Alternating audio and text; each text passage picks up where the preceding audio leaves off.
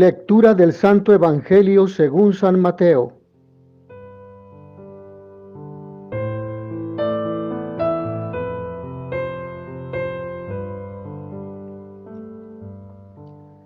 Cristo vino al mundo de la siguiente manera.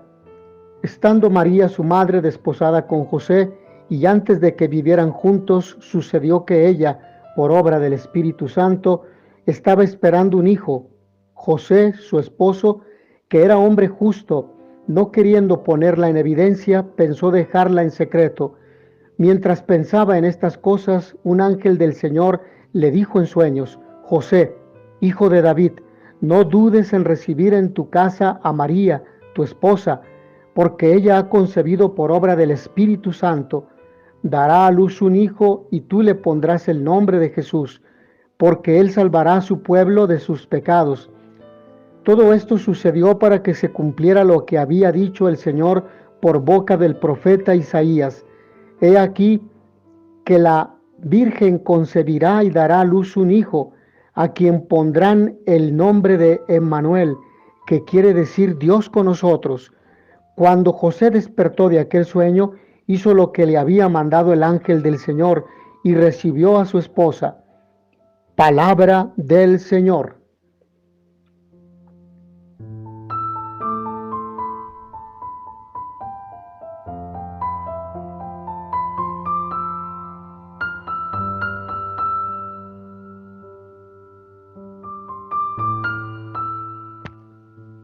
Dará a luz un hijo y tú le pondrás por nombre Jesús.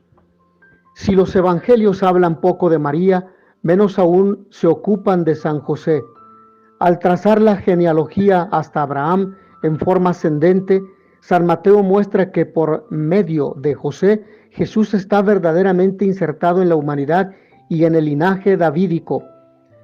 En él se cumple el oráculo del profeta Jeremías: el vástago de David se llamará El Señor es nuestra justicia, es decir, nuestra salvación. Salvador, que es lo que significa Jesús. Es precisamente el nombre que José pondrá al niño que nacerá de María, concebido por obra del Espíritu Santo, como le explica en sueños el ángel. El Señor, nuestra justicia, es lo que hemos escuchado en la liturgia de la palabra del día de hoy. Iniciada la segunda parte del Adviento con estas jornadas que nos llevarán a la celebración litúrgica del nacimiento de nuestro Salvador Jesucristo, contemplamos el misterio de la palabra hecha carne, entrando en la historia de la humanidad en forma solidaria, cumpliéndose lo señalado por el profeta. A David se le da un vástago legítimo y reinará con prudencia, justicia y derecho.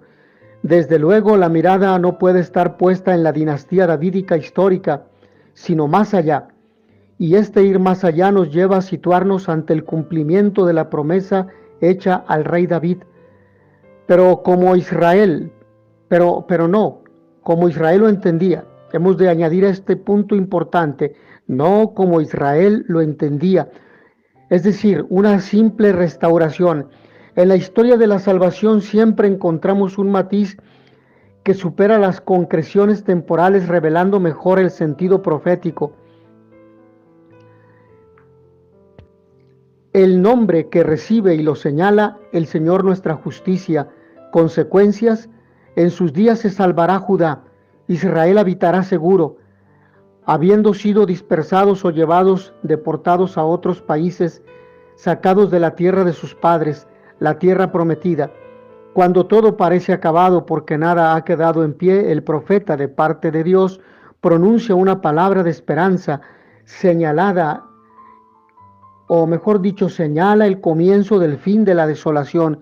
A ello apunta el vástago davídico, y la fórmula del juramento no será evocando la lejana liberación de Egipto, sino la constatación de cómo Dios, el Dios de sus padres, realiza la justicia liberándolos de la deportación.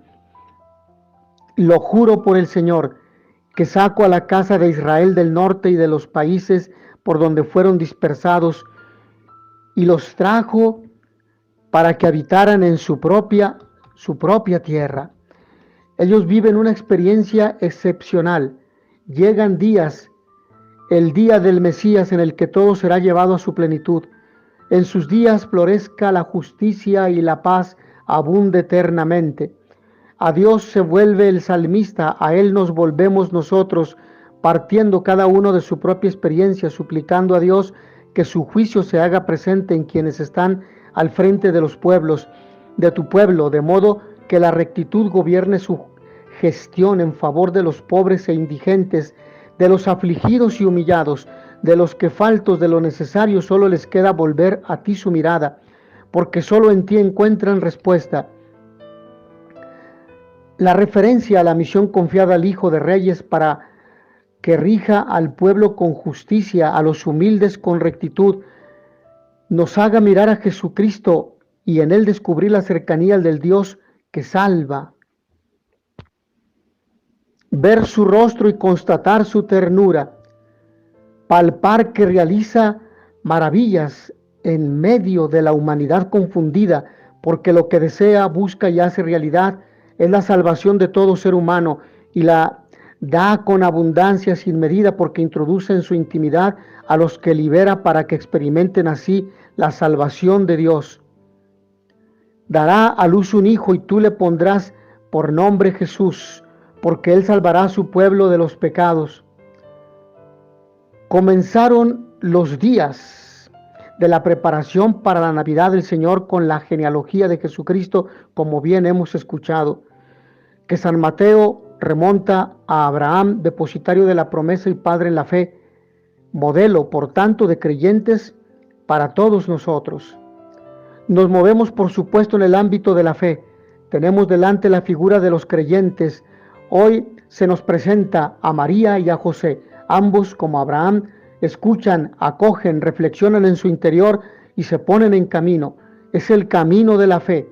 En síntesis, Mateo muestra el dato que hace detonar interiormente el proceso de fe de José. María, su madre, estaba desposada con José y antes de vivir juntos resultó que ella esperaba un hijo por obra del Espíritu Santo.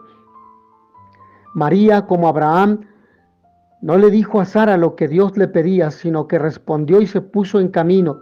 De igual manera, ella escuchó, preguntó, informada de los planes de Dios, respondió y el resultado es: espera un hijo por obra del Espíritu Santo. Ella cayó, dejó a Dios ser Dios y porque confiaba plenamente en Dios, en Él puso su vida. Una experiencia excepcional de la fe. José observa como todos percibe que algo ha ocurrido y para este hombre bueno, justo, solamente hay una explicación natural. Las nubes de la infidelidad aparecen en el horizonte de José. Él en silencio da vueltas a su cabeza tratando de encontrar una explicación. El final, humanamente hablando, es el mismo y por delante lo determinado por Moisés: apedreamiento. Alternativa: repudiarla en secreto. Ante todos quedaba como el que abandona a su mujer dejándola en semejante estado. La etiqueta está lista. José, una mala persona, pero María queda libre de toda sospecha. Hasta acá, lógico razonamiento humano. Lo significativo es que aquello es obra del Espíritu Santo conforme al plan eterno de Dios y previa solicitud del consentimiento de María. El Todopoderoso solicita y aguarda una respuesta, explica respondiendo la pregunta y encuentra la colaboración solícita en el sí de María. José, en medio de su debate interior, recibe del Señor también la debida explicación. José, hijo de David, no temas acoger a María, tu mujer, porque la criatura que hay en ella viene del Espíritu Santo, dará a luz un hijo, y tú le pondrás por nombre Jesús, porque él salvará a su pueblo de los pecados. Aquí está, junto a la explicación, la encomienda de una misión: paternidad legal. No hablaba el profeta de un vástago legítimo de David. José, hijo de David, camino despojado, o mejor dicho, despejado para el cumplimiento de la promesa. Paternidad legal que vincula a José con Jesús, que recibe el nombre señalado conforme a la misión de este hijo de David. Él salvará a su pueblo de los pecados. La respuesta de José señala El evangelista se pronuncia de facto, de hecho. Hizo lo que le debía, lo que le había mandado el ángel del Señor y acogió a su mujer. Buen referente para todo bautizado y para todo ser humano. Considerar lo que Dios quiere, descubrirlo en medio de la historia personal y desde el ámbito de la fe, dar la respuesta. En el caso de todo ser humano, desde lo más auténtico de sí mismo. ¿Qué sentido tiene la propia existencia? ¿Cómo percibir en ella la actuación salvífica de Dios? Mis hermanos, que a todos ustedes el Señor los bendiga y les dé la paz. Y noticia veritatis proficere, pax et bonum.